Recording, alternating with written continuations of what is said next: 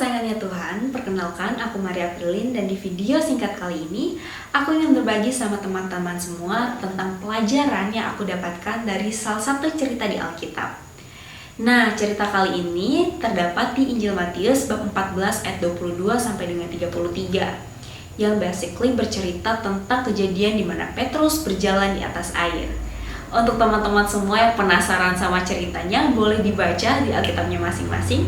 Dan kali ini aku ingin share sama teman-teman tentang point of view dari pandangan aku sendiri. Kita akan mulai dengan part yang pertama, yaitu tentang apa kejadian yang terjadi dan fakta di baliknya. Kalau teman-teman buka kembali ini di Alkitab, kita akan menemukan bahwa kejadian ini terjadi setelah cerita di mana Yesus berhasil memberikan makan kepada 5.000 orang menggunakan 5 roti dan 2 ikan. Setelah kejadian tersebut, kan Yesus tuh masih dikelilingin sama banyak orang kan. Akhirnya dia menyuruh kepada murid-muridnya untuk bertolak duluan nih gitu. Jadi murid-muridnya disuruh nyebrang duluan menggunakan perahu, nanti dia nyusul gitu. Karena pada saat itu Tuhan masih harus membubarkan kerumunan orang dan juga dia masih ingin berdoa di atas bukit gitu. Nah, akhirnya murid-murid ini pun menggunakan perahu bertolak menuju pulau selanjutnya gitu. Di tengah perjalanan tiba-tiba mereka diserang oleh badai yang sangat besar sampai akhirnya mereka terombang-ambingkan dan di situ mereka sangat ketakutan. Di tengah ketakutan dan juga kebimbangan yang lagi ada di dalam diri mereka, tiba-tiba mereka melihat ada sosok yang berjalan di atas air. Ya, teman-teman pasti kebayang dong kan, pada saat ketakutan tiba-tiba ada ngelihat satu sosok di atas air tuh pasti kita juga ngiranya, aduh itu apa gitu kan. Nah, murid-murid waktu itu bilang kayak, wah itu hantu gitu kan. Tapi ternyata itu adalah Yesus, Tuhan sendiri yang bilang kayak, aku ini jangan takut. Nah, di saat terjadi hal itu, hanya satu murid Tuhan yang merespon, itu Petrus. Dia bilang, Tuhan jikalau itu engkau, izinkan aku untuk berjalan juga di atas air gitu. Terus kata Tuhan, datanglah gitu. Nah, akhirnya Petrus pun menyusul Tuhan. Tapi ketika hampir sampai gitu, udah mendekat sama Tuhan, tiba-tiba Petrus hampir jatuh kan, hampir tenggelam gitu, malah tenggelam. Pada saat tenggelam terus dibilang, Tuhan tolong aku gitu. Akhirnya Tuhan Yesus nangkap dia, terus Tuhan bilang, hai orang yang kurang percaya, maksudnya kenapa engkau bimbang? Nah teman-teman, basically secara bahasa sehari-hari demikianlah kejadian yang terjadi gitu. Nah aku pengen share sama kalian semua tentang pelajaran yang bisa kita ambil dari cerita ini. Kita akan mulai ya dengan part yang kedua. Nah jujur secara pribadi aku sendiri mendapatkan 4 hal penting. Yang pertama yaitu bahwa mujizat merupakan hal yang biasa untuk Tuhan. Saat Yesus jalan di atas air, mungkin kebanyakan murid-muridnya bilang kalau itu hantu gitu, karena secara logika manusia itu sama sekali tidak masuk di akal gitu. Tapi tidak bagi Tuhan. Nah, dari cerita ini Tuhan ingin mengingatkan kepada kita semua sebagai manusia bahwa kita memiliki keterbatasan di mana harusnya itu tidak menghalangi kita untuk melibatkan Tuhan gitu. Karena Tuhanlah satu-satunya yang dapat berjalan di atas ketidakmungkinan itu gitu. Ada bagian-bagian yang tidak dapat kita kontrol dan itu harus kita serahkan sama Tuhan.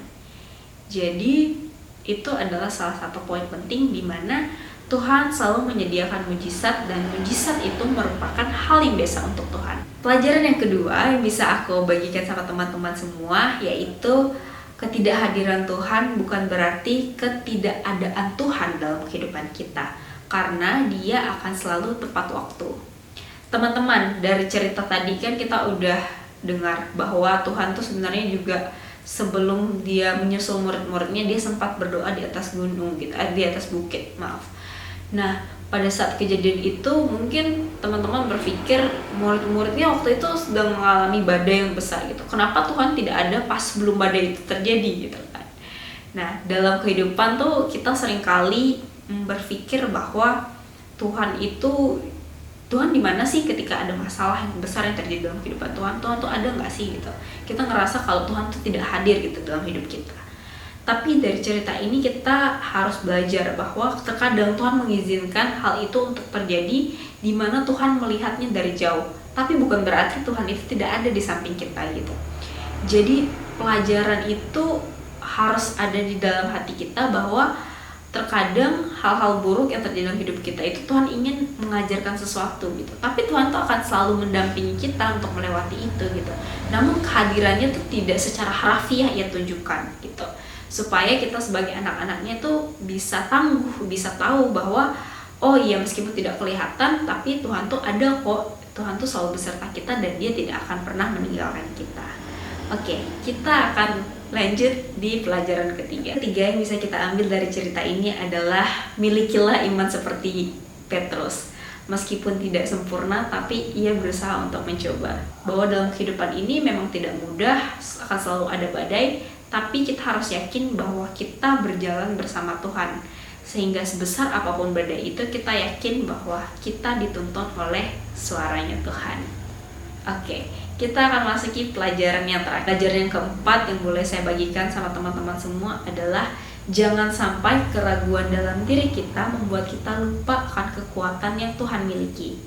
Teman-teman tahu tidak, kalau misalkan kita baca lagi nih ya di cerita Petrus itu, ternyata sebenarnya yang bikin Petrus itu tenggelam bukan karena keraguan dia akan Tuhan.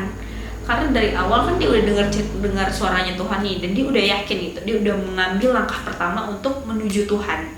Tapi di tengah perjalanan tiba-tiba hampir sampai tujuan dia malah jatuh gitu, dia malah tenggelam. Itu karena dia ragu akan dirinya sendiri. Kalau teman-teman boleh baca di situ dia bilang, Tuhan tolong aku gitu. Yang diragukan bukan Tuhannya, tapi dia meragukan dirinya sendiri. Apakah dia pantas, apakah dia layak, apakah dia bisa gitu. Nah, hal itu juga yang sebenarnya terjadi dalam kehidupan kita. Kita seringkali ragu dengan diri kita sendiri sehingga kita lupa bahwa sebenarnya kita memiliki Tuhan yang luar biasa. Dari sinilah kita belajar bahwa sebagai manusia wajar untuk kita ragu, tapi jangan sampai keraguan itu menguasai kita seperti Petrus yang akhirnya hampir tenggelam. Teman-teman, demikian pelajaran yang bisa kita ambil dari cerita Alkitab yang sudah kita bahas bersama-sama. Teman-teman semua, saya meyakini bahwa dalam kehidupan ini kita memiliki badai kita masing-masing.